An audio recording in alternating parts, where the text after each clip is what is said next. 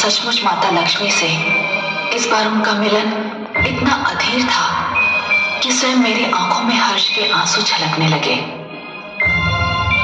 दानव एक बार फिर अपनी हार पर क्षुब्ध होकर रह गए। वे शायद इसके बाद मंथन पर भी तैयार न होते, पर दैत्य गुरु शुक्राचार्य अब अपने लिए अमृत पाने को इतना व्याकुल थे कि उन्होंने अपने दैत्य शिष्यों को सागर मंथन में सहयोग देने पर विवश कर दिया। मंथन फिर आरंभ हुआ। सागर ने अपने गर्भ में छिपे अनमोल कोष लुटा दिए।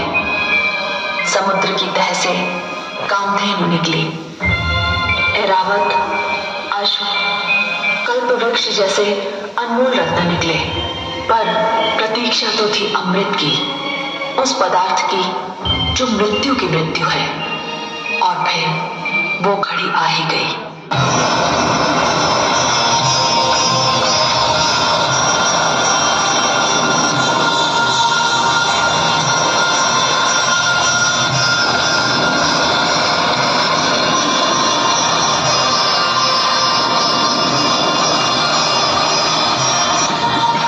उस कलश में अवश्य ही अमृत होगा। अमृत?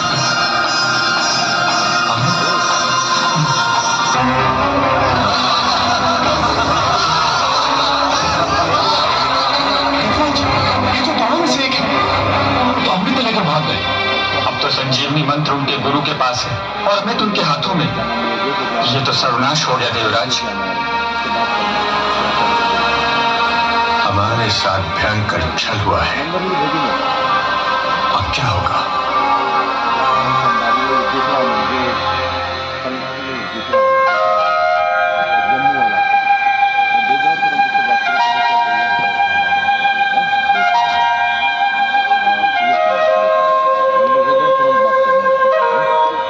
जगदीश्वर, ये तो अनर्थ हो गया। दानव अमृत कलश लेकर भाग गए। संजीवनी और अमृत दोनों की शक्ति पाकर तो वे समस्त सृष्टि का सर्वनाश कर डालेंगे। असंभव। यह असंभव है देवराज।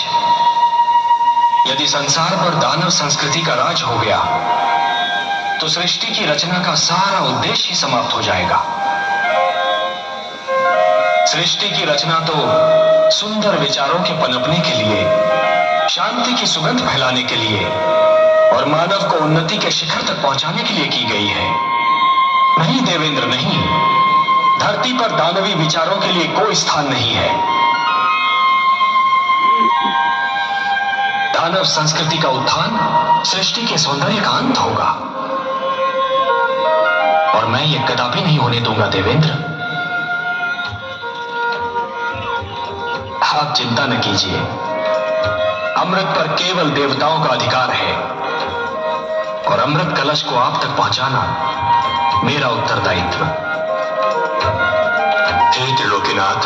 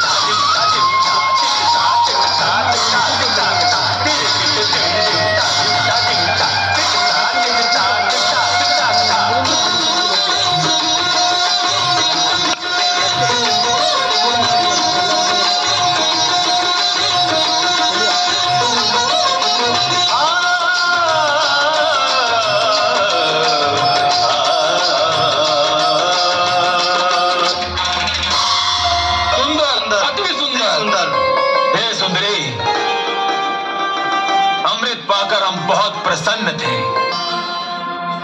मैं आपकी आज्ञा कैसे टाल सकती हूँ दानवराज? परंतु क्या? हे दानवराज, जिस प्रकार धूप बिना छांव के महकता नहीं होती, दिन बिना रात्रि सुहानी नहीं लगती, उसी प्रकार आपकी सभा भी देवताओं बिना सूनी लग रही है। देवताओं बिना? भूल गए? सागर मंथन में वो आपके सहयोगी थे। परंतु वे हमारे शत्रु हैं, हम उनको क्यों बुलाएं? हे दानवराज, आप उन्हें इसलिए बुलाएं कि वे छोटे, आप महान हैं। तो छोटों को भुला देना भी छोटापन है। देवताओं को बुलाया जाए।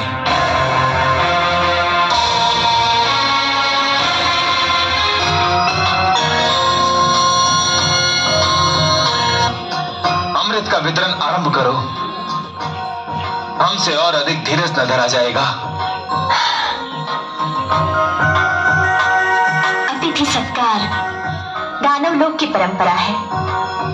इस परंपरा को निभाने के लिए मैं पहले देवताओं को अमृत पान का अवसर दूंगी।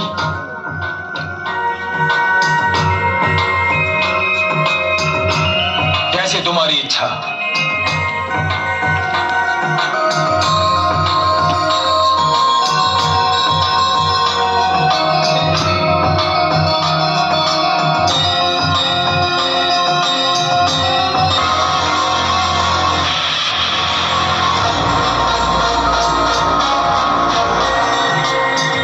सर्वानु है।